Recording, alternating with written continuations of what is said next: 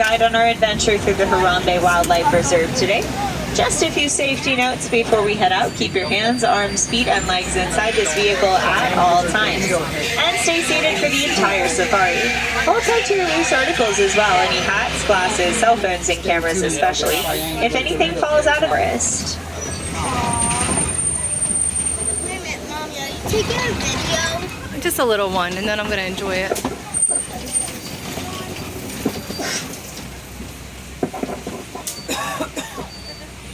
Going to be keeping an eye out for animals who are shy, reclusive, and good at camouflage.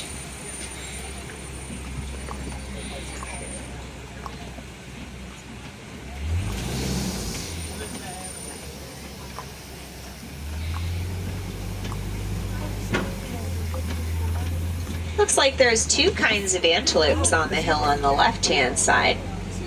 The lighter brown ones without horns are called greater kudu. Only males have horns, so those are for sure females. And then there's bongos as well. Bongos are slightly darker brown, and both males and females have horns. And both of them, kind of harder to tell on the greater kudu, but both of them have white stripes that help them camouflage into their surroundings. That's going to be a lot of these animals' primary form of camouflage. Oh, wow. There's an okapi hanging out over there on the hill. The okapi's white stripes make them look a bit like a zebra, but they're actually the only close relative to the giraffe. Wow. White stripes are a fairly popular form of camouflage here because they work by mimicking light filtering in through the trees. There's two saddle-billed storks in the nest that they've built in the bush up on the hill on the right-hand side. Large birds can build very large nests. Saddle-billed storks stand around 5 feet tall, and their nests can be 5 feet wide. Sorry. And there's a black rhinoceros hanging out behind this pile of rocks here on the left. The black rhino is the smallest of the African rhinos, but adults will still weigh around 3,000 pounds. They have a distinctive beak-shaped upper lip that they use to scoop their food up off the forest floor and reach for food from bushes. Bushes and trees are going to be these animals' primary source of food as well as a source of cover. Animals who get their food mainly from bushes and trees are a kind of animal called browsers.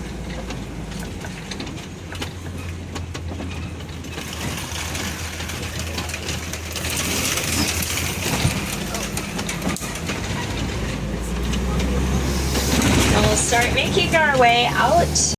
We're going to find a lot of birds in this river environment.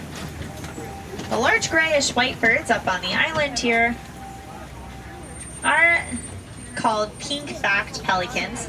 They're actually one of the smallest of the pelicans, but their wingspan is still around 7 to 9 feet. Remember to stay fully seated for me, please. Everybody needs to be sitting down.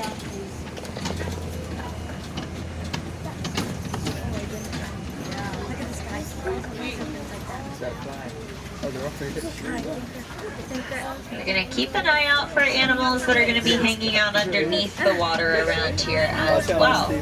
Just a little further up ahead, there's someone moving through the water. I'm going to catch up just a second over here. Should be able to spot a hippo. Right down there moving through the water. And I say moving through the water and not swimming because hippos can't swim. They're too dense to float. So they move through the water by walking along the bottom. When they're in the water, they can hold their breath up to 8 minutes at a time. And staying in the water protects their sensitive skin from the sun. They're considered to be among the largest and most dangerous land animals in the entire world. An adult hippo can weigh 5,500 pounds. They have one of the strongest bite forces out of any animal on the planet, and they've been historically feared and respected just as much as the crocodile. And you can see Nile crocodiles here on the left. Crocodiles, here. Look at the crocodiles, guys. See them down there? Stay seated, please. Look at them all over. Look at that guy.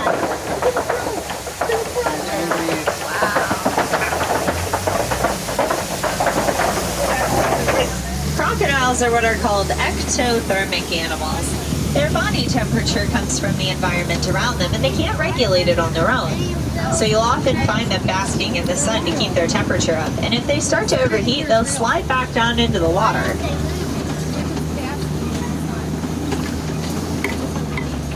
Now we'll head out of the river and onto the largest area of the reserve, the savanna. But before we see any animals out on the savanna, I'll introduce you to another important part of the ecosystem. Here on the right is a baobab tree, often nicknamed the upside down tree because it looks like the roots are up in the air. They go without leaves entirely for 9 months out of the year to conserve water. They can store thousands of gallons in their trunks, which becomes very useful to the animals on the savanna during droughts. And for that, they are also nicknamed the tree of life.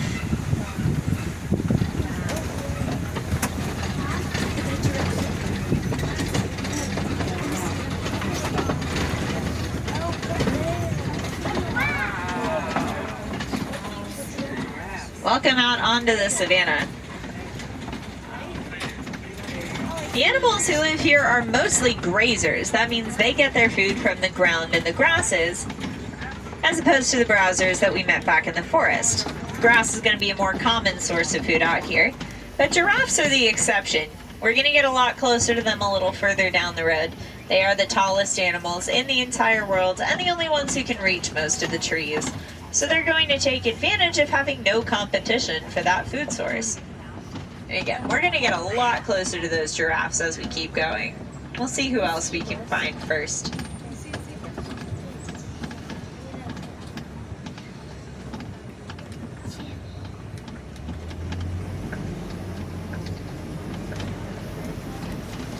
Over here on our left-hand side, you'll be able to find some African painted dogs napping in the den. Just a little further up the head there. Also known as wild dogs, they are the most successful hunters on the savanna with a success rate of 80 to 90%. Wild dogs under little caves. They're pack hunters like wolves, and they're very good at working together. They're descended from wolves like domestic dogs are, basically a different branch off the same tree. No, Jen, don't do that. They might resemble hyenas a little bit, but they're actually not related. Hyenas aren't related to dogs at all. Giraffes use long, flexible tongues to reach out for food even taller than they are. Their tongues can get to be 18 inches long, which is a trait that they share with their cousin, the okapi. Nope, don't do that. It's amazing. Thank you for the demonstration. There's some sable antelopes in the way back there as well. The sable's horns are designed for defense. They're super sharp and curved back to stop predators from jumping on their backs. Seeing a bunch of wildebeest around here. There's a lot of wildebeest out here on the reserve, but their herds in the wild can number up to 1.5 million. And they stay in their groups as they migrate about 1,000 miles every year. Since the giraffes have no competition for their main food source, they spend almost their entire day eating. Giraffes usually eat for about 20 hours a day, and they only sleep for 30 minutes. Not all at once either. They just take little power naps throughout the day of a few minutes at a time, and they sleep standing up. Different kinds actually have different looking spots, and the ones that live around here are Maasai giraffes. Their spots are irregular in shape and size with jagged edges, and they're actually the tallest subspecies of giraffe. They're on the taller end of 16 to 20 feet, and babies are born at around 6 feet. Used to be. How close you are. I want to pet it. A lot of the animals around here tend to stick together in groups, and they do that for safety in numbers. These animals can't rely on camouflage for defense. There's just not nearly as many places to hide. And an animal hanging out alone in a big open space like this one's going to be a much easier target for predators. So they stick together instead, and they protect each other.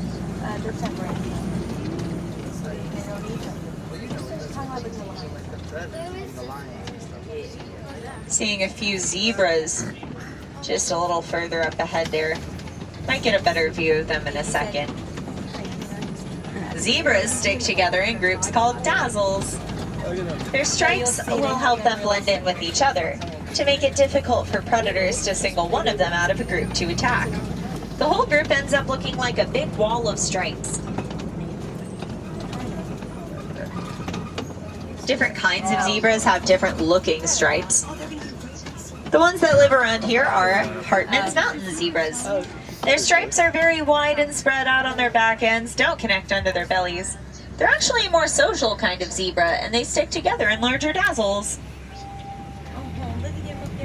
And a lot of these animals do end up looking to giraffes as a kind of alert system. Since they're so tall, they can see danger coming from further away. So out here when a giraffe starts running, usually everything else does too, because it'll indicate that there's danger on the horizon that other animals haven't been able to see yet.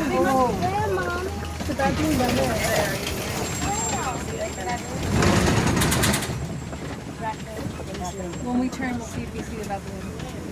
We're getting to see an African elephant over here on our right-hand side. Two of them, actually. Oh, there's a mandrill walking around in the back over there as well, if you can spot it. Mandrills are the largest species of monkey in the world. Identifiable by their super colorful backsides and the male's bright blue and red noses. We are, of course, seeing an African elephant out here on the African savanna. Easiest way to tell the difference between them and their Asian cousins is the shape of their ears. African elephants' ears will be larger, rounded, and look kind of like the continent they're from. And while it's much harder to tell the difference just by looking, there is a size difference between the two kinds of elephants as well. African elephants average about 10,000 pounds as adults, and they stand around 13 feet tall.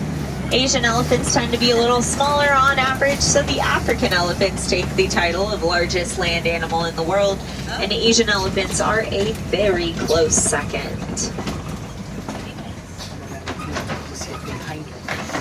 That's how I like it.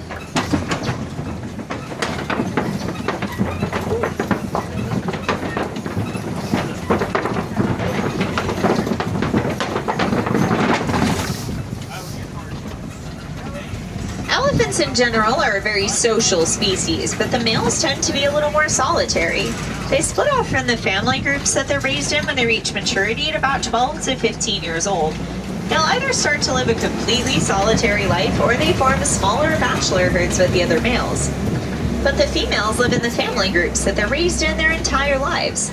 Eventually, they have their own babies and raise them within the same families, so information gets passed down through the generations, like the herd's favorite watering holes and feeding grounds, and each group's particular social rules. Another elephant hanging out a little further in the back. We might be spotting a family group up ahead. We'll see. Family groups are led by a matriarch who's usually the oldest female in the group. Usually the oldest, but always a female. She'll be the one who makes decisions for the herd, leading everybody to new locations and making sure that everyone gets along. We don't know everything about how these animals' pretty complicated social lives work, but that is what the research we do out here is for. We're constantly studying these animals' behaviors, figuring out how they interact with each other and the world around them.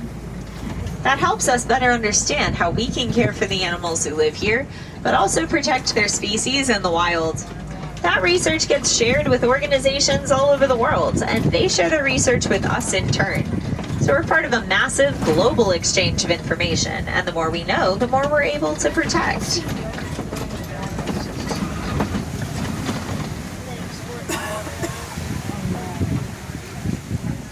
Does look like the trucks up ahead of us might have had to stop for some animals hanging out in the road up ahead. We'll hang out here for a minute. That'll happen pretty often around here. These are wild, free-roaming animals, and they're allowed to do whatever they want. Sometimes what they want is to stop in front of our trucks and not move. Okay. Oh, the chains that we drive over, those are to keep the animals in the areas that they're supposed to be.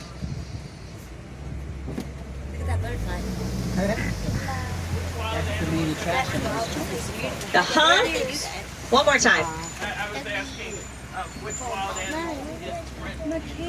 Friendliest? Ooh, I don't know. I haven't actually interacted with any of them. You have to get this on video good.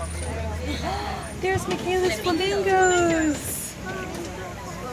We're going to circle around a flamboyance of greater flamingos here. These are the largest and lightest pink of their species, but no flamingo starts out pink. You can actually see three. They're all standing right next to each other, which is great. Younger flamingos, you can tell because their beaks aren't quite pink yet, neither are their legs.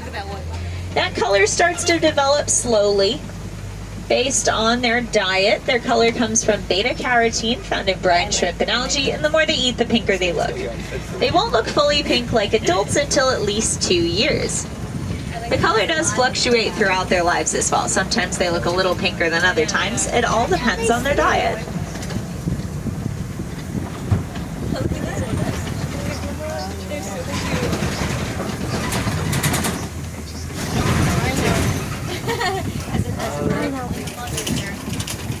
If I found out that the rhinos were the ones in the road, I would not be surprised. One of the frequent offenders of this sort of thing. They like to hang out around this mud wallow because rolling around in mud gives them a coating that acts a lot like a natural sunscreen. It can help cool them off and protect them from bug bites too. Looks like we got this one in front of us crossing the road here. The kind of rhinos that we'll find out here on the savannah are white rhinos, the largest of them all. Adults usually weigh around 5,000 pounds. Yeah. Oh, wow. After they're done rolling around in the mud, they like to scrape the excess off on any available surfaces. And you can see mud on the trees and rocks all throughout this area and the next. Scraping all that excess off gets rid of dry skin and insects. They'll also scrape their horns on trees and rocks. Rhino horns are made out of the same material as your fingernails and hair. It's a mineral called keratin. So they file down their horns to keep them from getting overgrown the same way we file down our fingernails. That's why no two rhinos have the same horn shapes.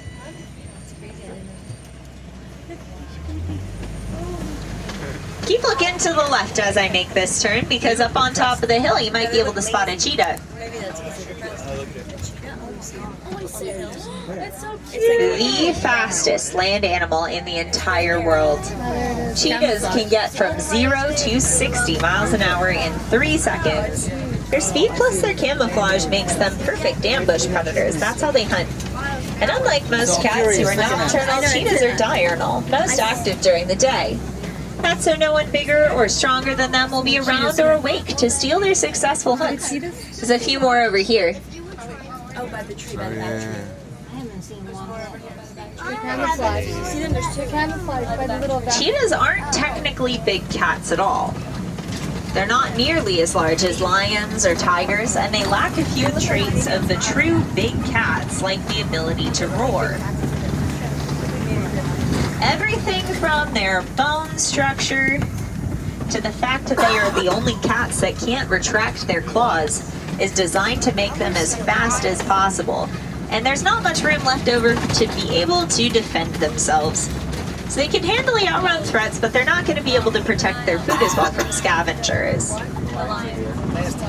So hunting at different times than everybody else is going to come in handy. Oh, not the highest, it was the one that got over there. We're circling around a rock formation here called a kopje. These are usually the tallest points on the savannah, and predators and prey use them as lookout spots. But the rocks stacked on top of each other are also going to create perfect little crevices for animals to hide in from the sun, which is very likely what they're doing right now. The rocks are going to be a much more consistent source of shade than any of the trees around here.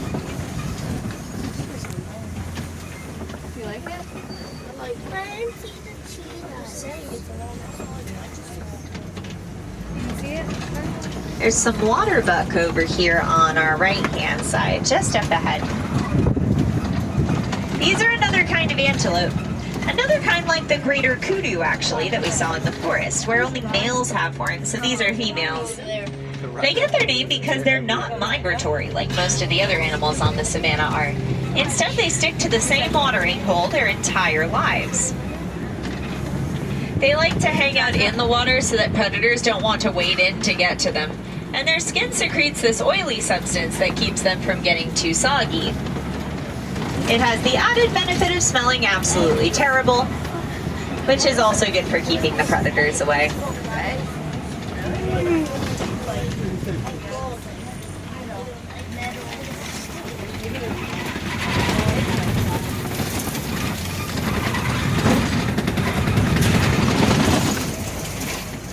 Now we'll head down into the Magadi Glen, which is home to the warden's post, but not home to the warden because the post got taken over by a band of Nigerian dwarf goats, who are simply the cutest little guys. But they're also very useful animals to have around on pastures. Goats have got amazing digestive systems and they'll eat pretty much anything. So they clear out the tougher vegetation that other cattle can't or won't eat. Kind of like a more sustainable but also adorable version of lawnmowers. But as we exit the Magadi Glen, the safari is starting to come to an end. But we saw some pretty awesome stuff out there, and if you're wondering what you can do to help those amazing animals, the Disney Conservation Fund provides the funding to the research we do here on the reserve, as well as many projects and organizations worldwide. And here at Animal Kingdom, if you donate at any register in the park, Disney matches that donation dollar for dollar. But conservation doesn't have to end here on the reserve or even on the African savanna. You can participate in conservation efforts and help by getting to know the animals you share your own corner of the world with. So see what you can do. Maybe you can plant a pollinator garden to help out the honeybees, or look up what you're putting in your lawn to help keep the waterways clean. And of course, education is one of the most important parts of conservation, and you're already educating yourself just by being here on this safari. So on behalf of all of the animals on the reserve, thank you so much for joining us today. Oh, of course. Thank you. It was my pleasure being your safari guide. I hope I was able to give you guys a really awesome tour. Hope you get to see some more of the amazing animals out there in the park today, and I hope you learned something new, and you continue to learn as you continue on your journey through the park. Now my job is to get you all back to the same dock I picked you up at, so we're actually going to be making a full circle around here and sticking together for a little while longer. Thank you.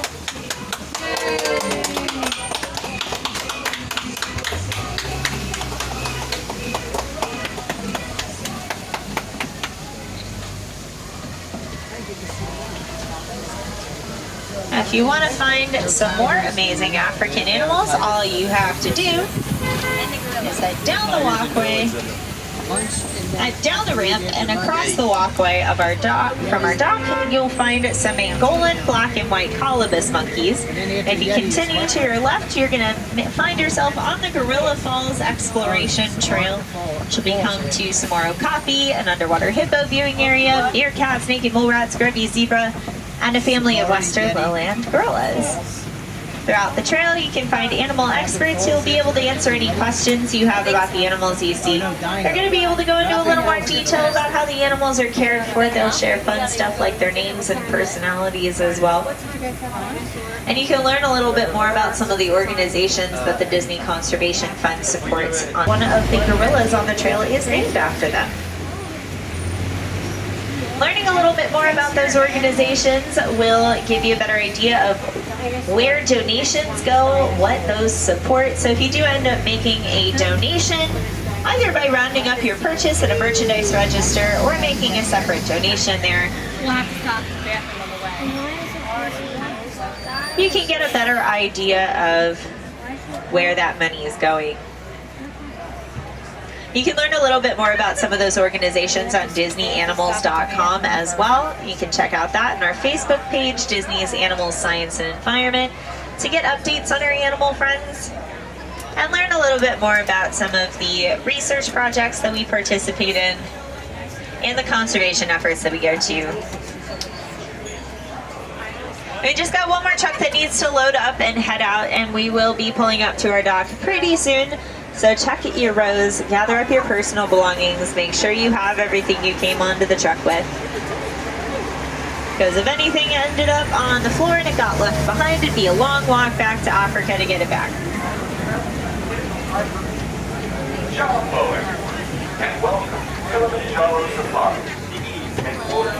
The truck up here should be loaded up pretty soon.